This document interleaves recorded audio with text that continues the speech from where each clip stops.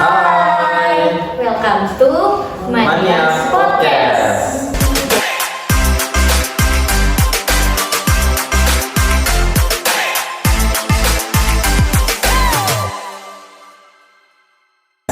Jadi guys, hari ini Manias Podcast punya tema yang berjudul The Real Dunia Kerja.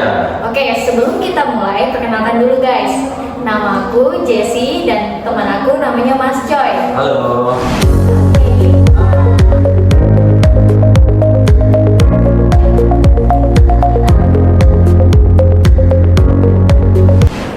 Oke guys, dan ini adalah profil bintang tamu kita hari ini. Check this out.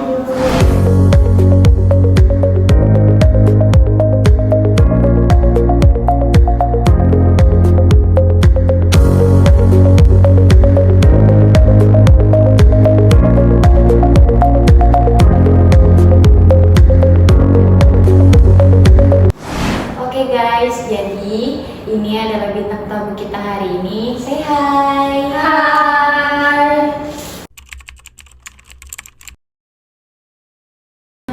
Oke guys, jadi kita kan kedatangan tamu teman-teman yang udah kerja nih, terus kemudian juga kuliah juga di Universitas Mulia.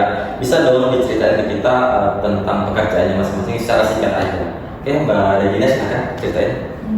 Aku sebagai admin project ngurus bagian cash flow, keuangan, gaji, terus kayak tagihan invoice, tiketing, gitu aja sih. Lumayan banyak ya untuk pekerjaannya. Terus kemudian nih, Mbak Kesha apa kira-kira? Aku sebagai accounting officer ya, kerjanya sebagai apa itu membuat invoice, transfer invoice, untuk pajak banyak juga. Banyak juga ya. Terus kemudian nih Mbak Ika apa nih kira-kira? Kalau aku sebagai pramuniaga atau sales di salah satu mall di Balikpapan. Oke, berikutnya Mbak Gre nih apa nih kira-kira? Kalau saya sih bagian food and beverage sebagai waiter, soalnya kayak melayani tamu gitu aja sih. Oke, di mana? Di hotel. Di hotel ya, mantap nih di hotel nih.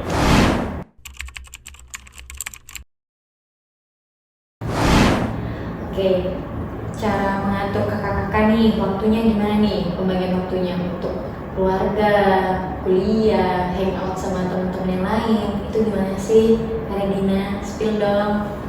Kalau aku sih Senin sampai Jumat itu jam kerja harus kerja, tapi malamnya itu sedikit lah buat kerja, terus yang lainnya kayak buat main atau buat keluarga. Terus Jumat Sabtu kuliah, terus hari Minggunya baru istirahat.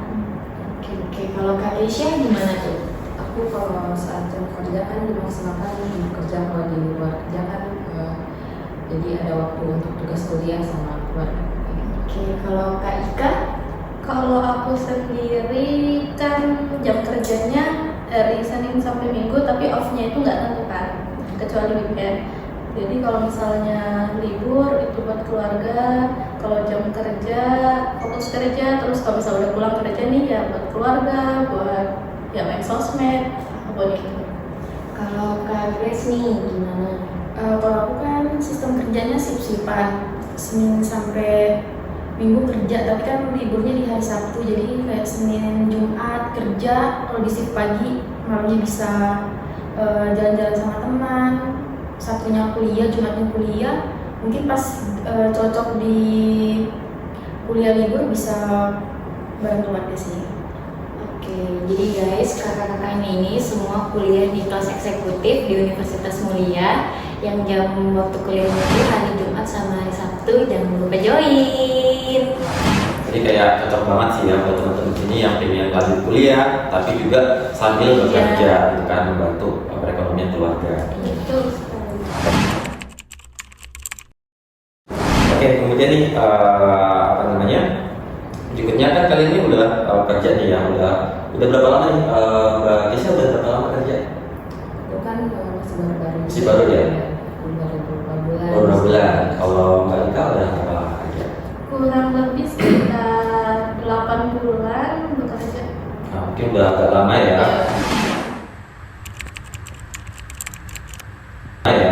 Oke nih, ini kan pasti kita kan sering nih dengan kata toksik nih di lingkungan perusahaan. Menurut kalian nih kira-kira teman atau rekan kerja yang toksik itu ciri-cirinya seperti apa?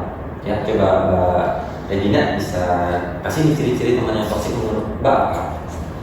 Temen yang toksik itu kayak tidak mengapresiasi apa yang udah kita capai. Jadi bukannya ikut mengapresiasi tapi malah iri gitu.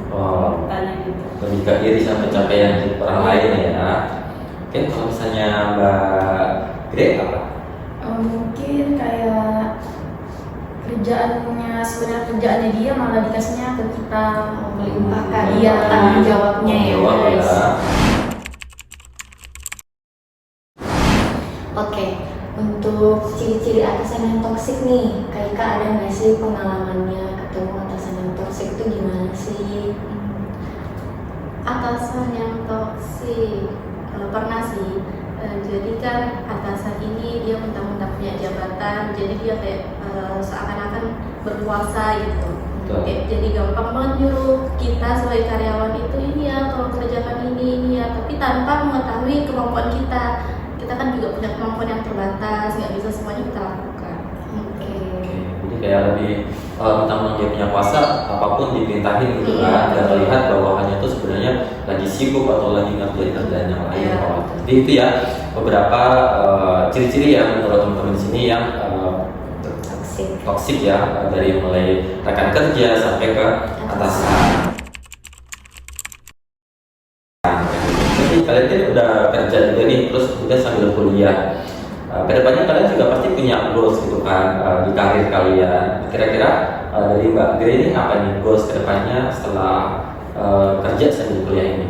Kalau saya kan sudah 3 tahun di bagian lama ya? waiters, mungkin pengennya sih di bagian office ya biar enak, liburnya Sabtu Minggu sih. Oh, jadi sambil kuliah, sambil belajar ilmu perkantoran gitu ya, yang berhubungan sama pekerjaan kantor, agar bisa beralih ke posisi office. Ya. Oke, lanjut. Mbak Ika, kira-kira goalsnya ke depannya apa nih? Jadi goalsnya ke depan itu pengennya sih kalau udah lulus S1 selanjutnya pengen naik jabatan jadi supervisor ke atas. Oke, jadi kayak kuliah itu juga mendukung posisinya semakin tinggi kuliah kita juga mungkin dari perusahaan juga menilai oh ini mampu nih untuk menjadi posisi yang lebih tinggi, dan otomatis juga gajinya juga bakal naik kan. Oke, terus kemudian Mbak Isya apa? Kedepannya sih pengen administrasi dan accounting manager. Wih, keren nih. Jadi kalau Mbak Isya pengen jadi manajer accounting guys ya, kita aminkan ya guys ya. Amin ya. Terus kemudian Mbak Regina apa? Jadi sih lebih paham lagi soal keuangan dan bisa masuk departemen keuangan di head office-nya gitu. Oke, jadi sesuai sama jurusan kita ya, kajian ekonomi juga. Jadi kayak memang sesuai sih apa yang kita kuliahkan di sini sama posisi pekerjaan yang akan yang udah kita jalani saat ini. Oke, jadi kan di Berikompan ini kan udah banyak banget nih perusahaan-perusahaan, terus kemudian banyak untuk digaji ya, terkait salary gaji itu kan perusahaan udah atau dari pemerintah udah kasih ketetapan nih untuk standar minimal upah minimum ya di sebuah kota atau kabupaten. Nah, untuk Balikpapan sendiri untuk 2024 ini sekitar 3.400 sekian rupiah. Nah, kira-kira nih di perusahaan kalian apakah udah menerapkan gaji yang standar seperti itu atau gimana? Coba Mbak Gre. Kalau untuk pekerjaan di tempat saya sih udah mengikuti standar pemerintah sih untuk semua karyawan. Bedanya mungkin kayak manajer, supervisor sama kayak DO sih. Oh, jadi yang posisi-posisi yang lebih ya dan tanggung jawab lebih mungkin gajinya mungkin bisa di atas standar UMK yang berlaku. Terus kemudian di Mbak Regina, kayak itu juga nggak? Yang untuk gaji? Kalau di perusahaanku sih aku dinilai dari skill sama kemampuan, terus kayak pengalaman bersamananya gitu. Ada yang melebihi UMK, ada yang di bawah UMK. Jadi kalau ada beberapa juga perusahaan yang gajinya tuh di bawah UMK karena melihat posisinya ya sama pengalaman kerja dan juga pendidikan.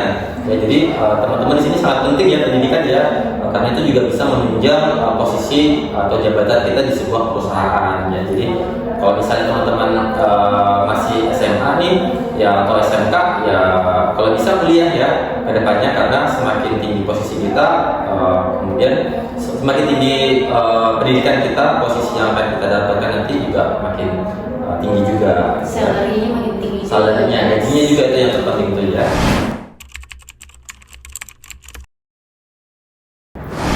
Oke, sekarang ada nggak sih suka duka selama kalian tuh kerja di tempat kerja kalian sekarang? Kak Regina, ada nggak tuh suka dukanya?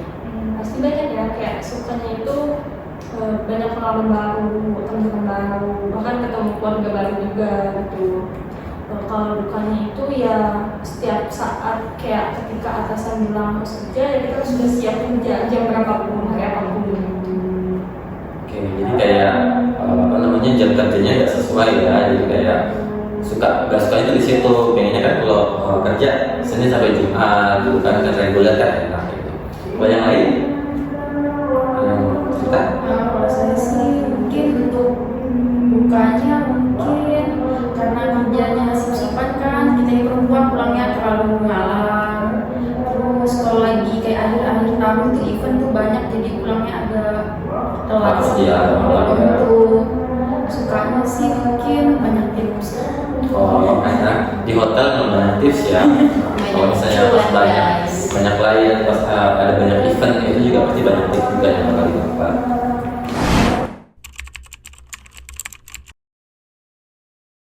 Oke, jadi di sini tuh guys, host kita ini tuh seorang HRD fenomenal. Mantap. Jadi ada nggak sih nih Mas Joy tips lolos interview?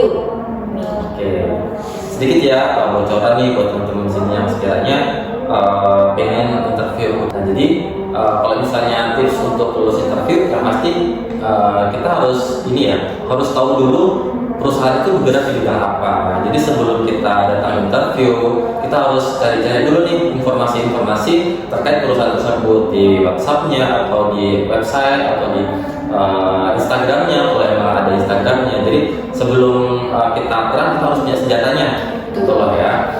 Jadi pasti nih sebagian besar pertanyaan HRD ya, khususnya kita pasti nanyain, kamu tahu tentang perusahaan ini apa gitu. Jadi lebih ke situ. Terus kemudian dari segi penampilan harus rapi, bersih ya. Jangan sampai kita datang interview dengan pakaian yang acak-acakan gitu. Bebas pantas ya. Pasti bebas pantas ya.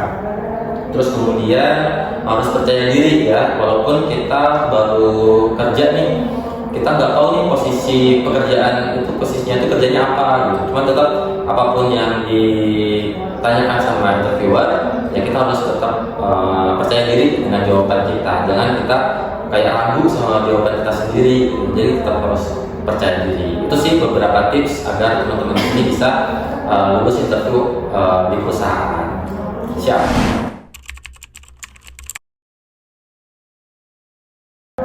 Guys, sekarang ada nggak sih nih saran-saran yang membangun nih untuk teman-teman yang fresh graduate yang baru mau masuk nih ke dunia pekerjaan nih? Kayak Dina, ada nggak nih tips-tipsnya?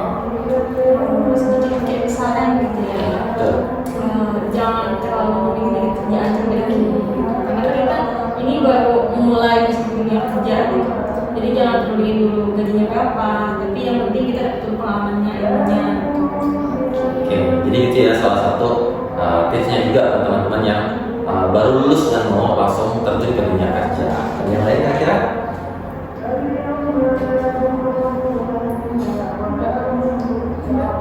Ada ya? Ada ya, oke. Oke, jadi itu sih tambahan sih mungkin kalau dari saya sama tadi ya, itu benar sekali ya kata Mbak Regina. Jadi kita jangan memilih-milih pekerjaan, kita jalani dulu nih pekerjaan apapun, karena sejujurnya semua pekerjaan itu pasti mulia asal tidak melakukan pekerjaan-pekerjaan yang negatif ya, yang merugikan orang lain, kayak mencuri, bobol ATM gitu. Nggak boleh ya, jangan sampai. Boleh begal ya guys. Ya, itu lagi balik kapan untungnya aman ya. Iya, jadi hal maling itu. helm aja. Jangan juga. Nggak boleh, guys, tidak Jangan boleh. juga. Ya, apapun ya, kayak cleaning service, tukang parkir pun kalau di perusahaan ada tuh, di mall-mall tuh banyak Lumayan, tukang guys. parkir, lumayan. 2.100 motor. Iya. 30 hari. Jadi Buset. jangan disepelekan apapun pekerjaan Benar. kita ya.